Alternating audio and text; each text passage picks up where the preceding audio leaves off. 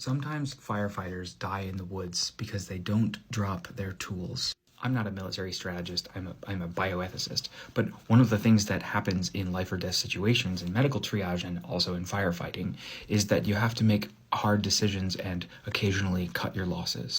In Montana in 1949, there was a forest fire where they had to make a decision like this.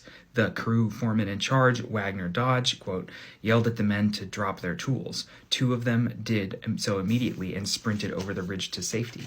Others ran with their tools and were caught by the flames. One firefighter stopped fleeing and sat down exhausted, never having removed his heavy pack. Tragically, 13 firefighters died. The author goes on to explain that often we need to change safety protocols, safety training as a response. But it functions as a larger metaphor for how when we are trained to specialize in a certain area, our intellectual tools are the only way that we know how to perceive the world. We don't know when to drop our tools, even if it's going to kill us. There's more examples in Chapter 11, including an analysis of the Challenger explosion, where the traditional tools available to the engineers were insufficient and likely should have been dropped to prevent the tragedy. Possibly, there's more details you can read.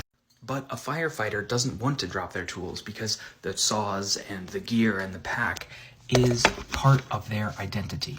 If the tools are part of our identity, we don't want to drop part of our identity, especially in a crisis. And there's a whole angle that we can analyze this on and think through, like what elements of your identity are preventing you from moving forward or even harming you. We can think that way on an individual scale, but I think it's better to scale up.